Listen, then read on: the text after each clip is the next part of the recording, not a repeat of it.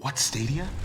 Stadia is only the newest, most logic-defying, mind-bending, absurd gaming platform on Earth! Forget boxes, forget consoles. They sent me a box. Up to 4K, 60 FPS. There's a reduction in resolution compared to Xbox One X. I mean, there it is.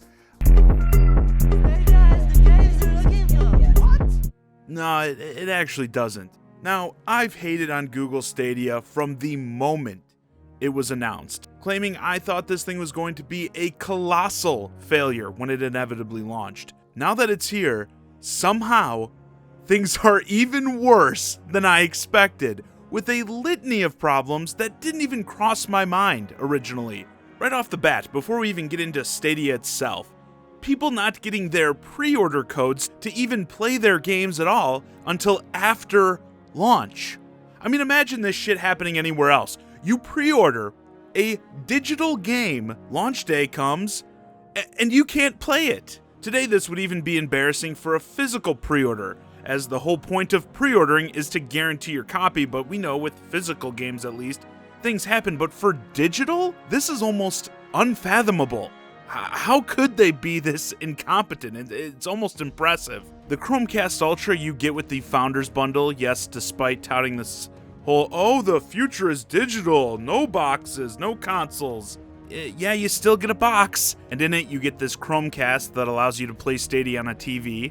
And those units have been overheating and shutting down, which makes it so you can't play your games. Again, something I didn't think was going to be an issue with this whole cloud gaming thing, but here we are. I know SpawnWave did a whole video on fixing these issues yourself, which is great for this product that touts the no box, super simple approach to gaming. Like, oh yeah, there's no disc you have to put in or download you have to do. You just have to attach your own heat sinks. Then there's the price of the games. Something many, I believe, are still misunderstanding about Stadia is that you still have to buy the games. When people hear words like subscription and service, they think they're going to be paying this $10 to get access to a library of games.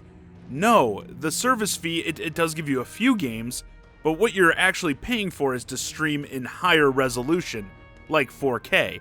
But after that, you still have to buy the games. And yeah, the prices for these games aren't very enticing either, often the same or even more than they cost on other platforms. Selling something like Shadow of the Tomb Raider for a full $60?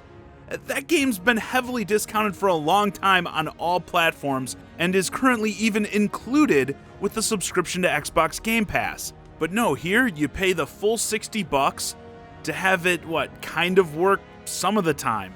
And if you take the prices out of it, just looking at the list of launch games on their own, it's incredibly weak. So many major third-party multi-platform heavy hitters are nowhere to be found, and you gotta wonder, when are they coming, if ever? Having such a pathetic launch lineup isn't gonna help convince anyone to invest in a library on a platform that already has a ton of performance issues. Because yes, the element that most people, including myself, feared from day one was input lag, as with any time you're doing the streaming stuff, how much time it takes between your actual button press and something happening on screen can potentially ruin the experience.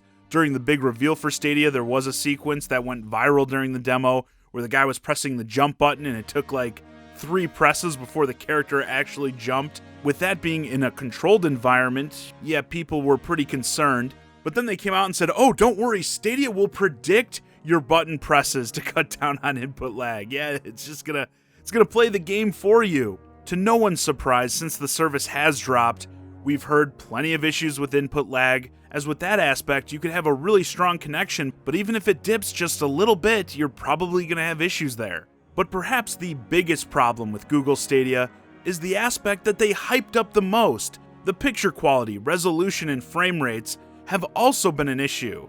Again, that's the whole thing people were sold on, getting 4K 60 frames per second gaming without the use of expensive hardware. But no, Digital Foundry in their comprehensive testing, even in ideal scenarios, i.e., running on a super fast internet connection with everything hardwired in and all that, even then, they noticed a reduced resolution in comparison to some games running on an Xbox One X. Red Dead Redemption 2 maxed out at 1440p, for instance, on Google Stadia. I mean, you're pitching this as a replacement for not only consoles, but something that is meant to rival high-end gaming PCs? And you can't keep up with the X in resolution in some of these games? Like, come on. And since the 4K gaming was the big selling point for Stadia, with product manager Phil Harrison at one point saying, quote, "Yes, all games will support 4K at launch," it's no surprise that lots of people have been calling them out after learning that many of the games aren't hitting that target resolution.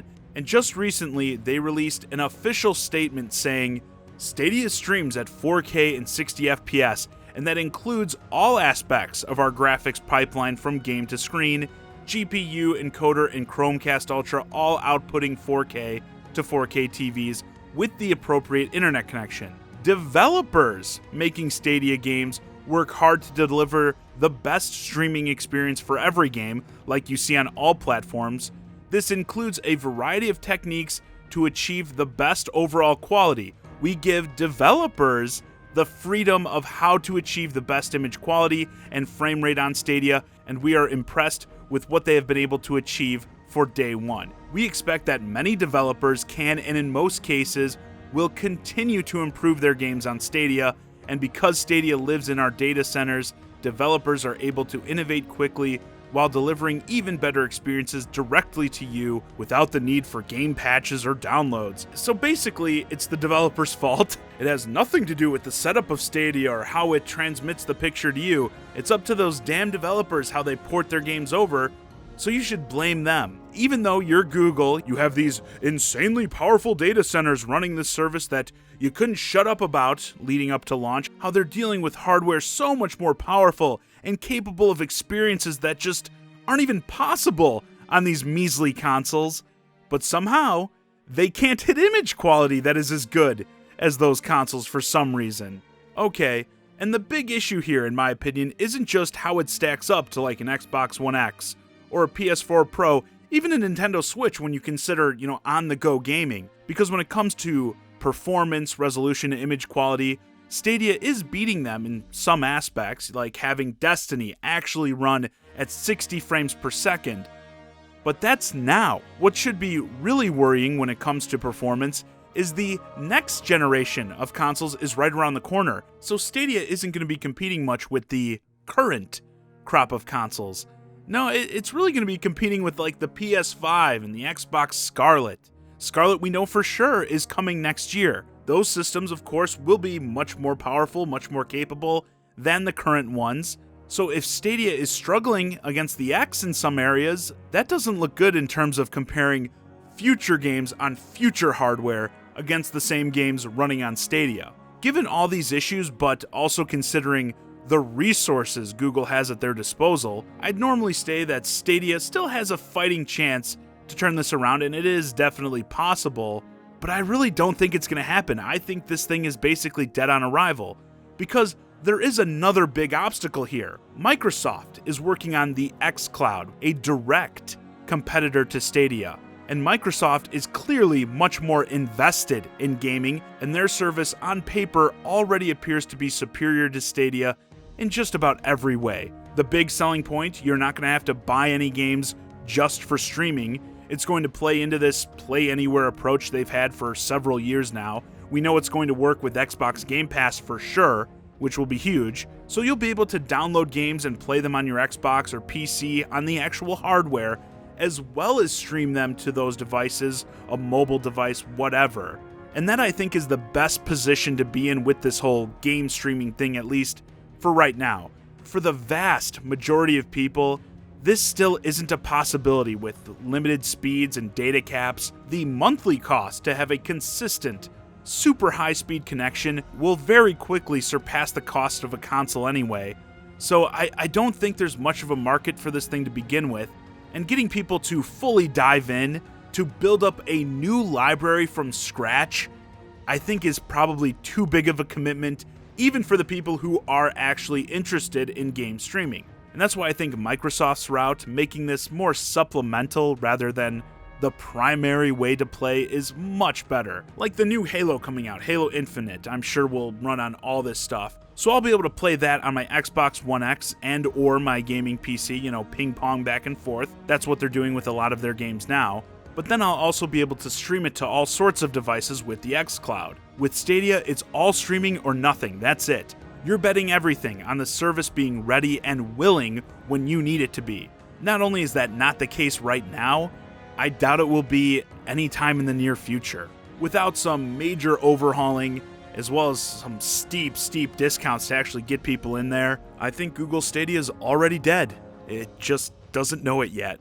Anyway, with that, this video's a wrap. Let me know your thoughts on Google Stadia in the comments. How do you feel about its abysmal launch, and how do you think it'll fare in the future as it attempts to compete against next-gen consoles as well as Microsoft's xCloud? Hey guys, I hope you enjoyed this discussion of Google Stadia. If you're new to the channel, please consider subscribing, and if you want to keep the conversation going, hit me up on Twitter at Johnny Zakari, and join my Discord, ChiGuy and Friends, link to both in the description below.